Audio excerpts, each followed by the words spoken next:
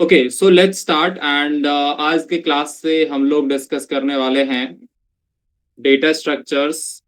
मतलब आज पूरे क्लास में डिस्कस कर ही डालेंगे, ठीक है। टोटल नंबर ऑफ क्वेश्चन 16 है एंड वन बाय वन इसको हम लोग डिस्कस करना स्टार्ट करते हैं।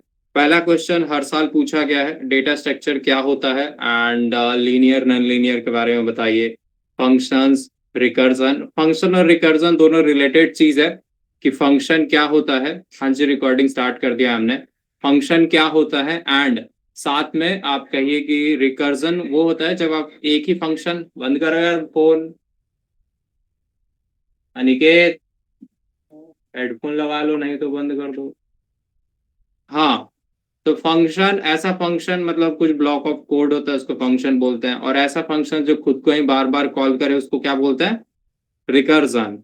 ठीक है, तो देखिए कोई भी चीज आपको रिपीटेशन में बार बार करना है तो आपके पास दो ऑप्शन है, या तो आप रिकर्जन यूज कर सकते हैं या लूपिंग यूज कर सकते हैं, दोनों में डिफरेंस देखेंगे। फिर एरे देखेंगे, एरे में लीनियर सर्च और बाइनरी सर्च देखेंगे। फिर आपका अच्छा, ये बाइनरी सर्च लीनियर सर्च दोनों अलग अलग क्वेश्चन के फॉर्म में दिया हुआ है। फिर सॉर्टिंग देखेंगे, बेसिकली सर्चिंग सॉर्टिंग आपका 4 से लेके 7 नंबर तक में कंप्लीट हो जाएगा, एरे सर्चिंग सॉर्टिंग। फिर जैसे ही आप वो कर लेते हैं उसके बाद स्ट्रक्चर एंड पॉइंटर करेंगे, पॉइंटर स्ट्रक्चर एंड पॉइंटर करने के बाद लिंक लिस्ट जो कि आपको समझ में आ जाएगा। फिर एरे वर्सेस लिंक लिस्ट, फिर स्टैक क्यू, और फिर एक सर्कुलर क्यू का प्रोग्राम, एंड लास्ट में ट्री एंड ग्राफ। क्लियर है? क्या ये क्वेश्चन सिंपल दिख रहा है? बेसिकली आपका सबसे पहले इंट्रोडक्शन से स्टार्ट होता है कि डेटा स्ट्रक्चर क्या है, राइट, एंड फंक्शंस, रिकर्जन जो कि आगे यूज होगा, ठीक है। फिर आपका एरे और एरे से रिलेटेड सर्चिंग सॉर्टिंग होता है तो वो जस्ट उसके बाद है।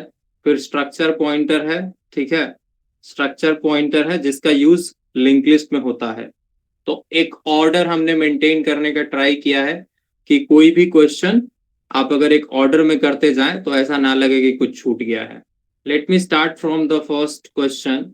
डेटा स्ट्रक्चर क्या है, लीनियर और नॉन लीनियर डेटा स्ट्रक्चर के बारे में बताइए। छोटा सा पॉइंट हमने ऐड कर दिया, एल्गोरिदम के बारे में भी डिस्कस कीजिए क्या होता है। तो डेटा स्ट्रक्चर एक वे टू ऑर्गेनाइज डेटा है जिससे आप डेटा को स्टोर मैनेज करते हैं कंप्यूटर पे, एंड साथ में उस पर ऑपरेशंस परफॉर्म कर पाए जैसे कि insertion, deletion, searching, updating efficiently हो पाए।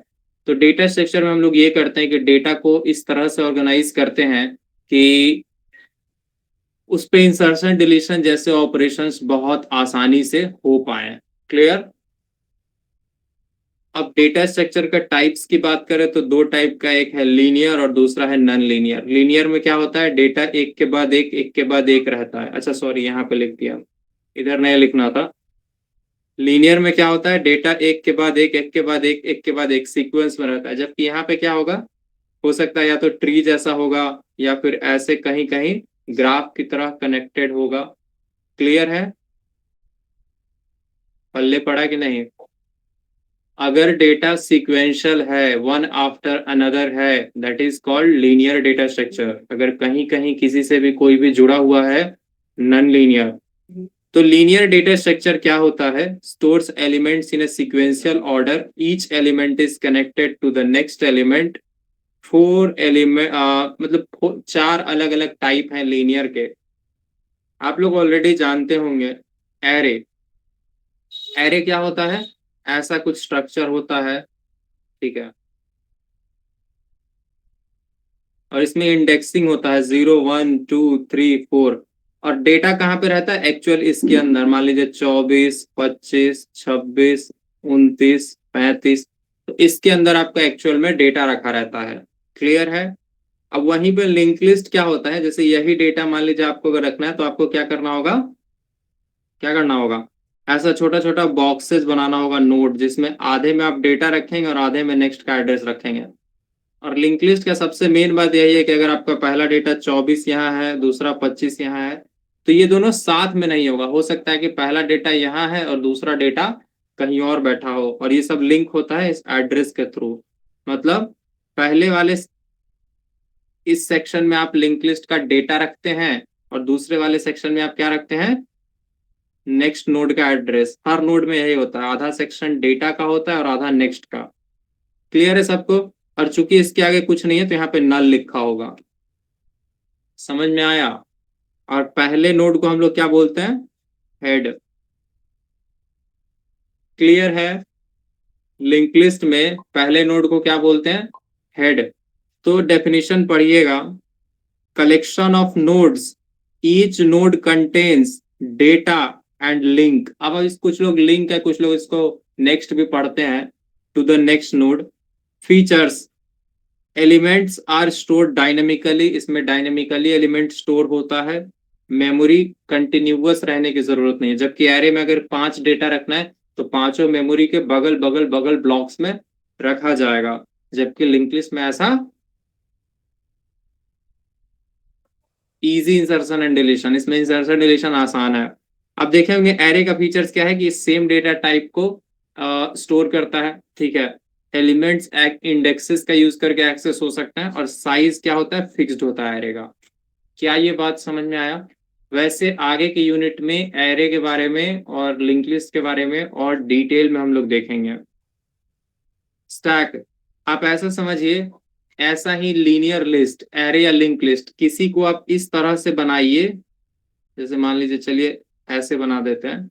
अगर ऐसे कुछ बनाए और इसमें कोई डेटा रखे, मान लीजिए पहले 44, फिर नेक्स्ट डेटा रखे 46, और नेक्स्ट डेटा रखे 51, तो ये जो डेटा आप ऊपर से रख रहे हैं, और ये तो अच्छा है, डेटा रखना पुश कहलाया। जब आपको निकालना होगा तब भी आप इधर से ही निकालेंगे, और इसको बोलते हैं हम लोग पॉप।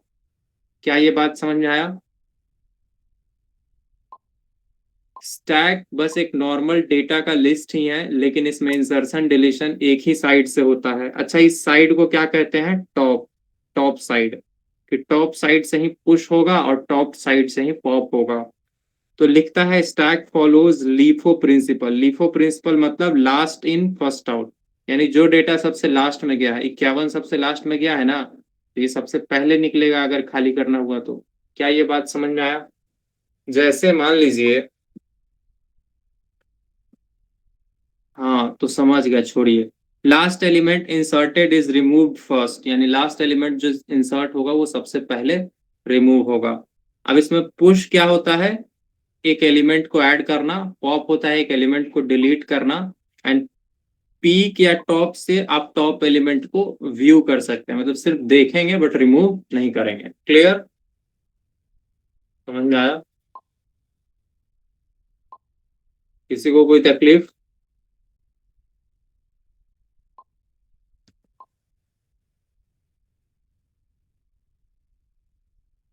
चले आगे। चलो,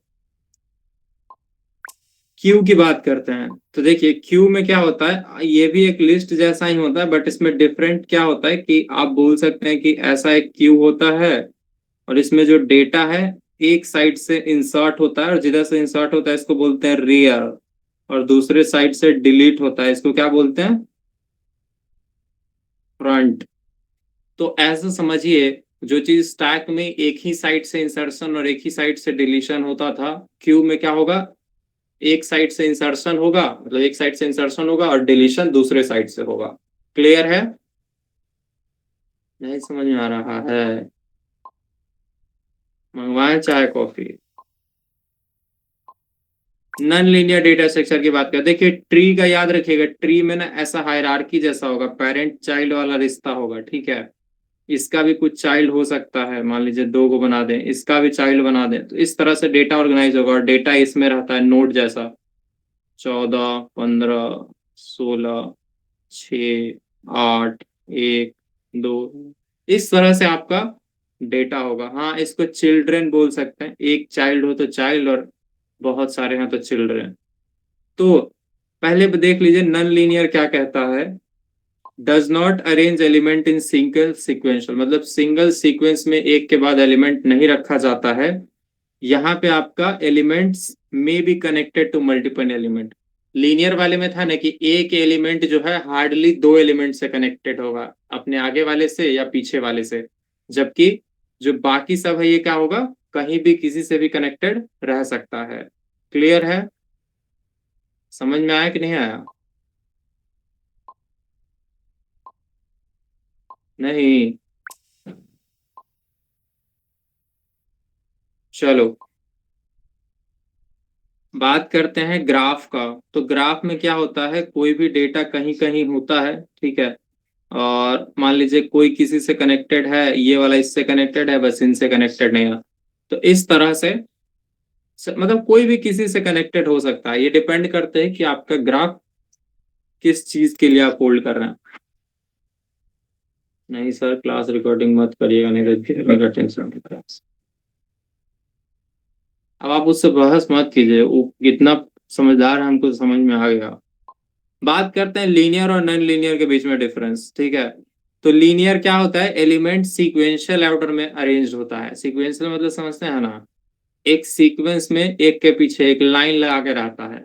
ऐसे समझिए ना कि ये जो है मतलब क्या बोलते हैं, समझदार लोगों का लाइन है, और नॉन लीनियर क्या है, बेवकूफ लोगों का लाइन है, एक के पीछे पूरा झुंड बना के खड़ा हो गया। कभी देखते होंगे कुछ जगह पे समझदार लोग दिखता है कि लाइन में सब लोग आराम से काम करा रहा है, और कुछ जगह आपको पगलेट सब दिखेगा, एक के पीछे 6 गो खड़ा है, 6 गो के पीछे 12 गो खड़ा है, फिर 12 गो के आगे 15 गो खड़ा है, मतलब ऐसा लग रहा है कि मार डालेगा जो काम कर रहा है उसको। तो elements are arranged in hierarchical और नेटवर्क मॉडल, मतलब कैसे भी झुंड बना के खड़ा है, ठीक है। इसमें क्या है, each element has simple relationship with adjacent element. इसमें क्या होता है, हर एलिमेंट का रिलेशनशिप बहुत सिंपल होता है, एक उसके आगे होता है और एक उसके पीछे होता है। क्लियर, हम तेरे आगे और तुम मेरे पीछे, ठीक है, गुड।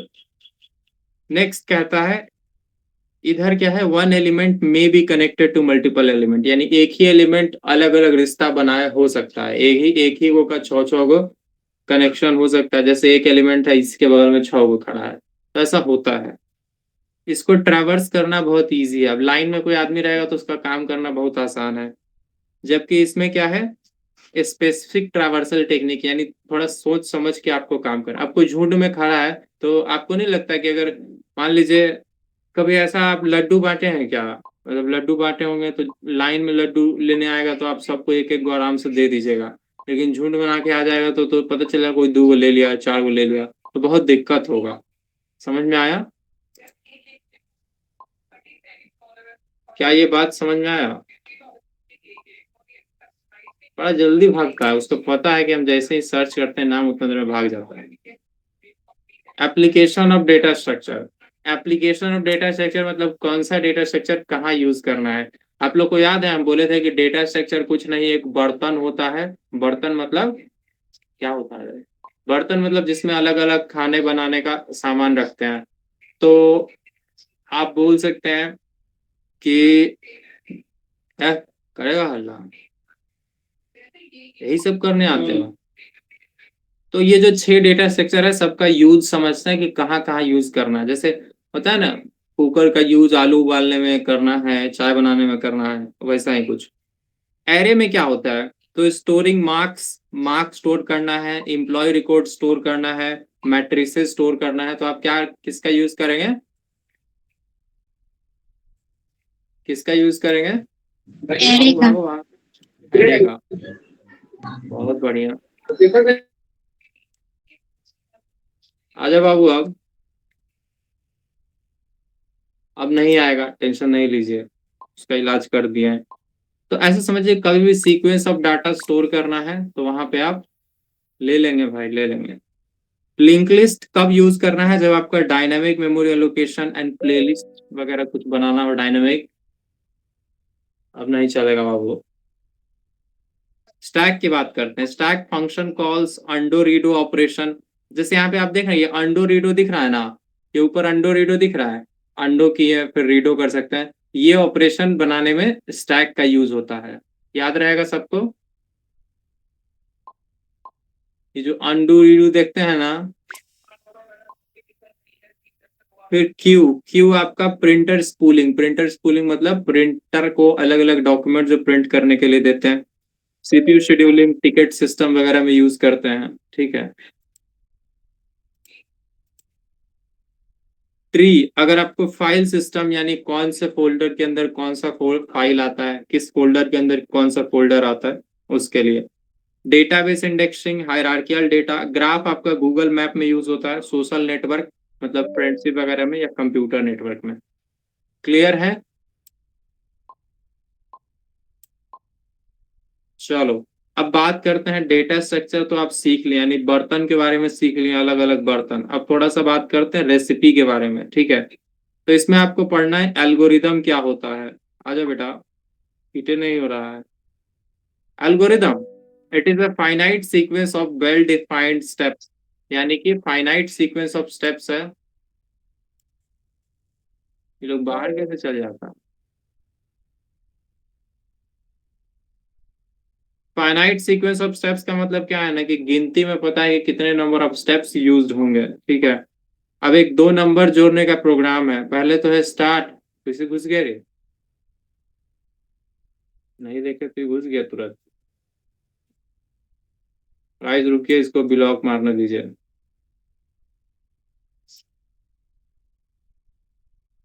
चलो, एक तो गया।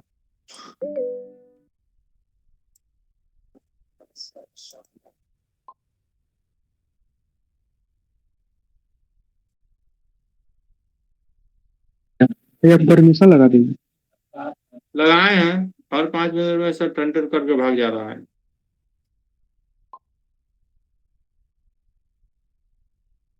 तो जब भी दो नंबर को सम करना है तो उसका एक रेसिपी होता है। पहले तो के स्टार्ट, फिर आता है दोनों नंबर यूजर से रीड कीजिए, इनपुट कीजिए, फिर कैलकुलेट कीजिए दोनों का सम, फिर डिस्प्ले कर दीजिए और फिर रुक जाइए। क्या ये बात समझ में आया। अरे लिखता है ना कि 1 चम्मच आलू लें, फिर आलू में चीनी डालें, फिर आलू को फ्रिज में डालें, ऐसा होता है रेसिपी। तो एल्गोरिदम क्या होता है, बस किसी भी प्रॉब्लम को सॉल्व करने का स्टेप्स होता है। अब एल्गोरिदम का कुछ कैरेक्टरिस्टिक्स है, गुण है। ऐसा ही कोई भी चीज लिख दिए कि आलू टमाटर, वो रेसिपी नहीं हो जाता है। पहला कि उसमें इनपुट होना चाहिए, कैन टेक 0 और मोर इनपुट।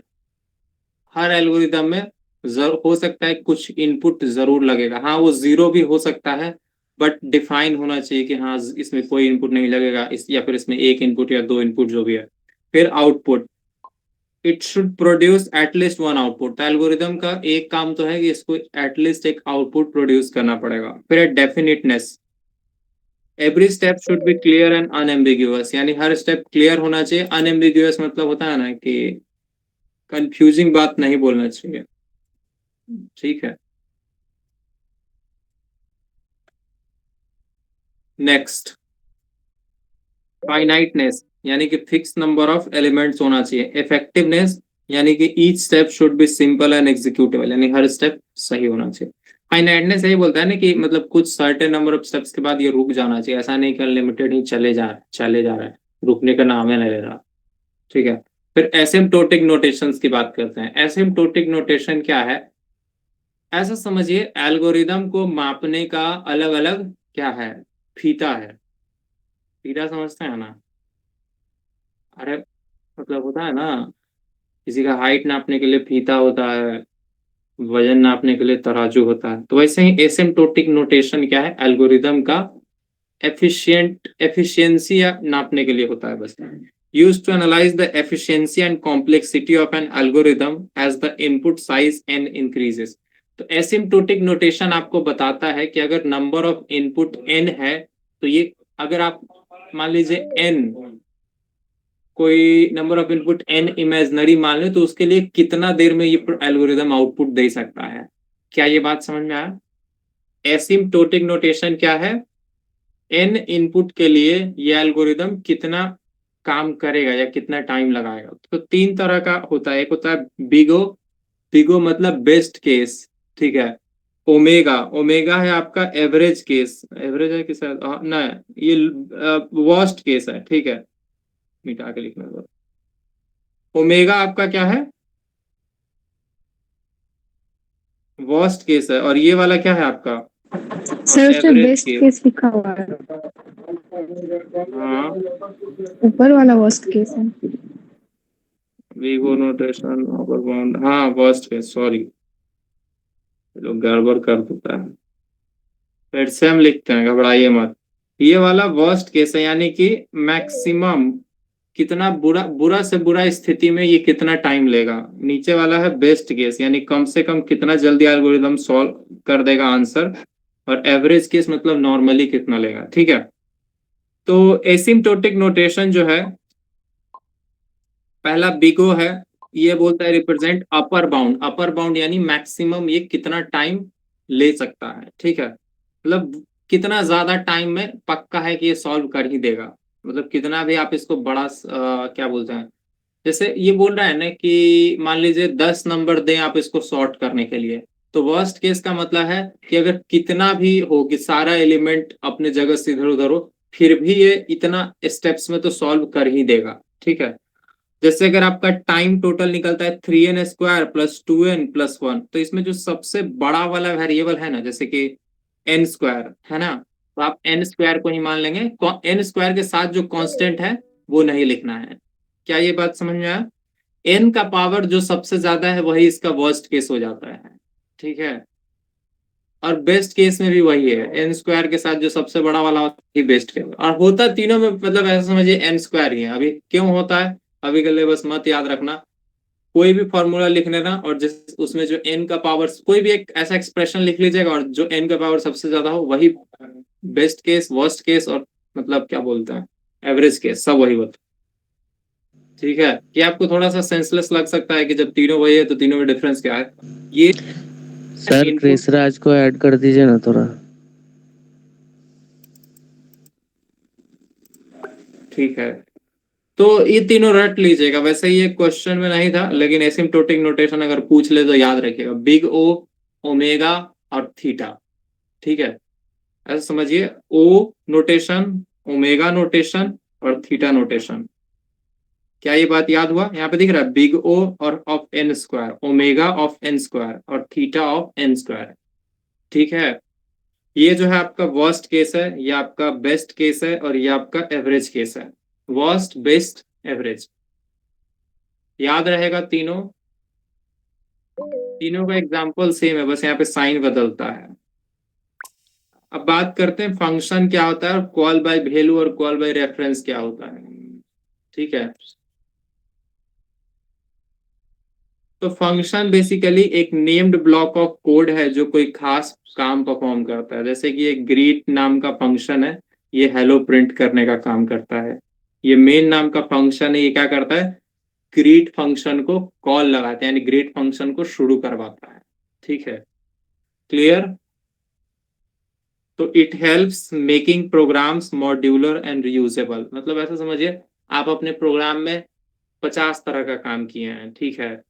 हाँ, मान लीजिए आप अपने प्रोग्राम में जोड़ने, घटाने, मतलब नहाने धोने सब काम किए हुए हैं, तो आपको नहीं लगता कि अगर मेन फंक्शन के अंदर ही एक लाइन से जोड़ना, नहाना धोना सब लिख देंगे तो खिचड़ी हो जाएगा, पता नहीं चलेगा कौन सा काम कब, कितने, मतलब कितना लाइन ऑफ कोड किस काम के लिए लिखा गया, फिर कितना लाइन ऑफ कोड किस लाइन के काम के लिए लिखा गया, ऐसे एक ही साथ लिखेंगे तो दिक्कत है। तो इससे अच्छा इस नहाने वाला काम को नहाना फंक्शन बना दीजिए, धोने वाले काम को धोना फंक्शन बना दीजिए, खाने वाले को खाना नाम का फंक्शन बना दीजिए। तो इससे क्या होगा, आपका प्रोग्राम मॉड्यूलर रहेगा और रीयूजेबल रहेगा। रीयूजेबल मतलब फिर अगर वापस नहाना पड़ा तो आप नहाना फंक्शन नाम लिखेंगे और उससे वो सारा स्टेप्स चल जाएगा। क्या ये बात समझ में आया? तो इसको बोलते हैं फंक्शंस बनाना, ठीक है। तो इसका एक बेस्ट एग्जांपल है, लिख लीजिएगा, वॉइड रिटर्न टाइप और ग्रीट क्या है, फंक्शन का नाम और कोई आर्गुमेंट नहीं लेता और करली ब्रेसेस के अंदर लिखा हुआ है कि हेलो प्रिंट करता है। फिर एक इंट मेन फंक्शन बनाया गया जो कि सब प्रोग्राम का रिक्वायरमेंट है, और इसके अंदर ग्रीट फंक्शन को कॉल कर दिया गया। तो यहाँ पे फंक्शन क्या हो रहा है, कॉलिंग हो रहा है, और यहाँ पे क्या हो रहा है, डिफाइन हो रहा है। क्लियर? पल्ले पड़ा जी।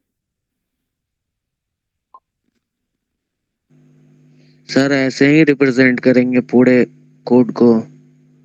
हाँ, आप तो एक्सप्लेन भी कर रहे हैं इतना, कॉलेज में तो लोग एक्सप्लेन भी नहीं करते हैं इतना। Call by value, call by value में क्या होता है, आपके डेटा का एक्चुअल एक जीरोक्स कॉपी पास किया जाता है। जैसे यहाँ पे देखिए एक फंक्शन दिख रहा है void change, return type void और चेंज क्या है, फंक्शन का नाम। अब देखिए इसका डेफिनेशन पहले ही समझ लीजिए, कॉपी ऑफ वेरिएबल पास किया जाता है फंक्शन को, changes inside the function do not affect the original variable. Clear है? सबसे पहला चीज सबको याद हुआ। देखिए कॉल बाय वैल्यू में क्या है ना, आपका ये डेटा है तो आप क्या करते हैं, अपने डेटा का जीरोक्स कॉपी देते हैं। मान लीजिए कॉल बाय वैल्यू में ऐसा होता है कि आप अपने आधार कार्ड का एक्चुअल कॉपी नहीं देते हैं, आप उसका मतलब आप अपना एक्चुअल आधार कार्ड नहीं देते हैं, उसका एक कॉपी देते हैं। तो आपको ऐसा नहीं लगता है कि अगर आप किसी को अपना जीरोक्स दिए हैं वो उसको फाड़ दे या उसको गला के चबा जाए, क्या आपका एक्चुअल आधार कार्ड पे कोई फर्क पड़ेगा? उसमें आपका डेट ऑफ बर्थ बदल दे, उससे आपका आधार कार्ड में कोई डिटेल बदलेगा? नहीं बदलेगा ना। तो यही कहता है कॉल बाय वैल्यू, यानी आप बस किसी को अपना आधार कार्ड का एक वैल्यू दे दिए हैं, मतलब नंबर्स वगैरह फोटो वगैरह दे दिया, तो वो उसको बदल भी दे, कोई दिक्कत नहीं है। तो यही यहाँ पे फंक्शन हो रहा है, वॉइड चेंज नाम का फंक्शन है, ये एक इंट एक्स लेता है। तो आप देख रहे हैं ये एक्स को ना सॉल्व करने की कोशिश कर रहा है इस फंक्शन के अंदर। और मेन फंक्शन क्या है, ये कहीं अलग है। तो इसमें ए नाम का वैल्यू था और ए को आप क्या किए, पास कर दिए। तो अब नॉर्मली जब ए पास करते हैं तो यहाँ पे ए नहीं पास होता है, ए की जगह पे ए का वैल्यू क्या है, ए का वैल्यू क्या है, ए की जगह पे ए का वैल्यू क्या है, 10 है ना। तो यहाँ से 10 पास होगा, ठीक है। तो यहाँ पे x की जगह पे 10 आएगा और आप फंक्शन के अंदर उसको बदल के 100 कर रहे हैं। लेकिन आप प्रिंट करेंगे उसके बाद तो यहाँ पे ऐसा नहीं कि a का वैल्यू 100 हो जाएगा, 10 का 10 ही रह जाएगा, क्योंकि यहाँ पे जो पास हुआ था एक्चुअल a नहीं पास हुआ था, a का वैल्यू पास हुआ था। समझ में आया? और फिर आप रिटर्न 0 कर गए। तो इस प्रोग्राम में आप देख रहे हैं आउटपुट क्या आ रहा है, 10 आ रहा है। मतलब मेन नोटिस करने वाली बात यहाँ है कि a का वैल्यू 10 था, आप चेंज फंक्शन को a पास किए और वहां पे वो ट्राई कर रहा है चेंज करने का, बट आप फिर भी प्रिंट करेंगे तो ये चेंज नहीं होगा। क्या ये बात समझ में आया? चेंज नहीं होगा, a जैसा 10 था वैसा ही रहेगा। क्या ये बात सबको समझ में आई?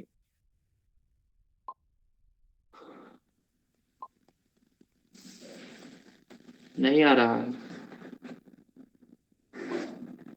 अब नेक्स्ट है कॉल बाय रेफरेंस। इसमें आप देखेंगे पॉइंटर का यूज होगा, ये थोड़ा सा हमको पॉइंटर बता के करना चाहिए था, बट कोई ना, आप लोग समझदार हैं।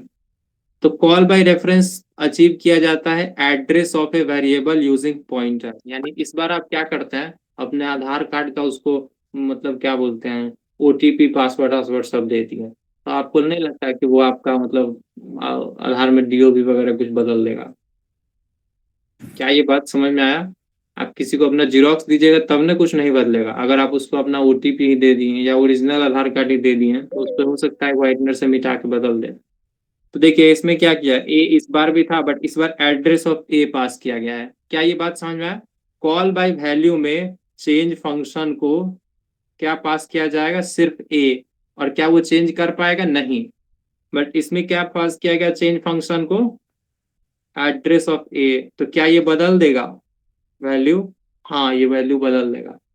ए का वैल्यू भले ही यहाँ पे 10 था, आप चेंज फंक्शन को एड्रेस ऑफ ए दिए, आप यहाँ पे नोटिस करेंगे वो नॉर्मल इंट एक्स रिसीव कर रहा था, ये इंट स्टार एक्स यानी एड्रेस ले रहा है और एड्रेस वैल्यू एट एक्स करके 100 बदल रहा है। तो इस केस में यहाँ पे 100 बदल जाएगा। क्या ये सब लोग को याद हो गया? पानी पी के आते हैं।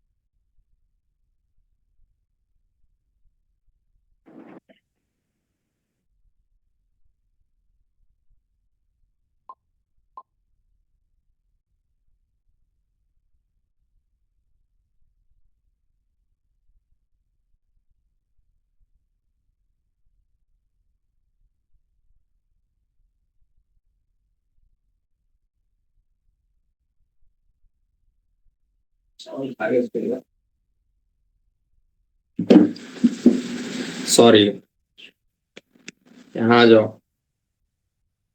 नेक्स्ट क्वेश्चन पे चले। अच्छा इसमें डिफरेंस याद रखिएगा, 2 ही लाइन का डिफरेंस है। वैसे ये आंसर बहुत छोटा छोटा हम रखे हैं। कॉल बाय वैल्यू में क्या होता है, कॉपी पास होता है वेरिएबल का, इसमें क्या होता है, वेरिएबल का एड्रेस पास होता है। इसमें ओरिजिनल वैल्यू चेंज नहीं होता है कॉल बाय वैल्यू में, और इसमें ओरिजिनल वैल्यू चेंज हो सकता है। समझे? नहीं, नहीं समझ में आ रहा है, बोला करो दोस्त। बात करते हैं रिकर्जन का। बहुत अच्छा है कि एक लाइन में डेफिनेशन लिखा हुआ है। रिकर्सन एक प्रोसेस है, a function calls itself repeatedly. मतलब क्या है, एक फंक्शन खुद को ही कॉल करते रहता है। रिकर्जन में क्या होता है, a function calls itself repeatedly.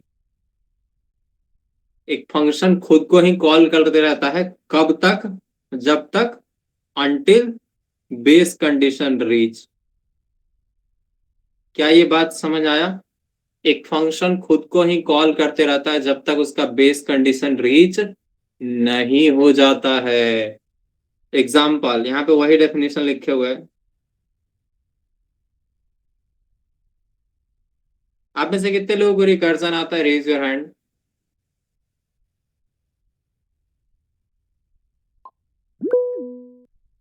देख दोस्त, ऐसा है कि एक फैक्टोरियल निकालना है रिकर्जन का यूज करके, ठीक है। फैक्टोरियल समझते हैं ना क्या होता है?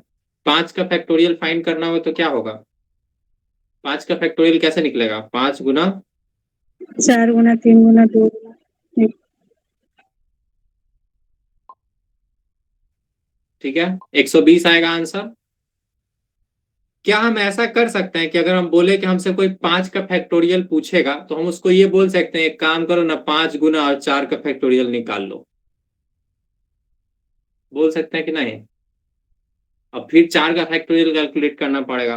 तो 4 के फैक्टोरियल को क्या हम ऐसा लिख सकते हैं, 3 का फैक्टोरियल, सॉरी, हाँ, 5 गुना 4 का फैक्टोरियल। सॉरी सॉरी सॉरी, 3 का फैक्टोरियल लिखा, 4 इंटू और 3 का फैक्टोरियल, क्या ये लिख सकते हैं? फिर इसको कैलकुलेट करने के लिए इसको 3 इंटू 2 का फैक्टोरियल लिख सकते हैं। तो बस यही बात ऐसे ही काम करता है।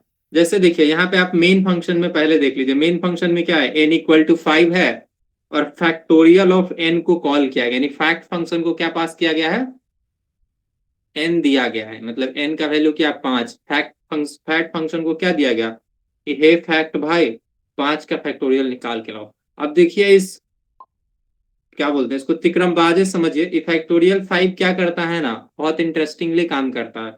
जब जो भी इसको नंबर मिलता है ना, अगर ये बोलता है कि नंबर का वैल्यू 0 है तो सिंपली बोल दो कि फैक्टोरियल क्या होगा, 1, रिटर्न कर जाओ। समझ में आया? अगर नंबर 0 है तो रिटर्न 1 करो। अगर यहाँ पे भी रिटर्न नहीं हुआ तो फंक्शन का लास्ट रिटर्न चलता है। इसमें क्या करता है, ये बोलता है नंबर, जिस नंबर का भी फैक्टोरियल चाहिए ना, उस नंबर का फैक्टोरियल क्या होगा, n into factorial of n minus 1। तो ठीक है, 5 इंटू फैक्टोरियल ऑफ 4। फिर इसको अगर 4 का चाहिए होगा तो 4 इंटू फैक्टोरियल ऑफ 3। इस तरह से n into factorial of n minus 1। क्या ये बात समझ में आया? अगर कोई भी नंबर आप इस फंक्शन को देंगे तो ये आपको रिटर्न में बोलेगा कि नंबर और गुना इससे एक कम नंबर का फैक्टोरियल। अब उसके लिए ये फिर से यही फंक्शन, यही लॉजिक दोबारा रिपीट होता रहेगा। समझ में आया? हमेशा ध्यान रखिएगा, ये वाला जो है आपका, इसमें बेस कंडीशन है। बेस कंडीशन मतलब अब हर बार सब कोई बोल रहा है कि फैक्टोरियल से एक वाला चला दो, एक कम वाला चला दो, कभी तो ऐसा होगा ना कि लास्ट में इसका वैल्यू डिफाइन होगा, तो वो n इक्वल टू 0 पे डिफाइन होगा कि हाँ, अगर n का वैल्यू 0 है तो मान लिया जाएगा कि फैक्टोरियल 1 है। अदरवाइज हर नंबर के लिए नंबर और साथ में उससे एक कम का फैक्टोरियल मांगा जाएगा। क्या ये याद हो गया रिकर्सन वाला? देखो यार, नीचे तो बस फैक्टोरियल को कैल, नंबर इक्वल टू 5 और फैक्ट में n क्या कॉल कर दो। और इतना ही है बस। अगर नंबर का वैल्यू 0 है तो फैक्टोरियल 1 रिटर्न करना है, अदरवाइज हमेशा n into factorial of n-1। देखिए आप नोटिस करें कि ये फैक्ट फंक्शन है और इसी के अंदर आप देख रहे हैं फैक्ट फंक्शन दोबारा यूज किया जा रहा है। समझ में आया? मतलब कोई भी चीज का डेफिनेशन ना उसी के टर्म में डिफाइन कर देना, ठीक है। तो यहाँ पे देखिए एक लाइन का एक्सप्लेनेशन भी है कि fact calls itself until n become 0। Fact हर बार खुद को कॉल करता है जब तक n 0 नहीं हो जाता। Condition if n equal to 0 is called base condition, ठीक है। अब बात करते हैं लूपिंग क्या होता है। लूपिंग मीन्स सेम ब्लॉक को बार बार एग्जीक्यूट करना जब तक कि स्पेसिफिक कोई कंडीशन फॉल्स ना हो जाए। अब जैसे इसमें देखो आप n की वैल्यू 5 है और फैक्टोरियल का वैल्यू 1 माना है, i इक्वल टू 0 से शुरू किया है। इसमें तो मिसिंग है भाई। अच्छा यहाँ पे i बनाया है, i ऊपर में है बनाया हुआ है।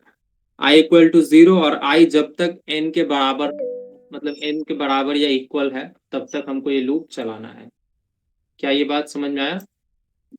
i जब तक n के बराबर या इक्वल है लूप चलाना है, हर बार i प्लस प्लस और हर बार fact equal to fact into i। मतलब ये ना देखिए वो क्या करता था कि इस तरह से फाइंड करता था कि 5 का पता करना है तो 5 इंटू 4 का फैक्टोरियल पता करके आओ।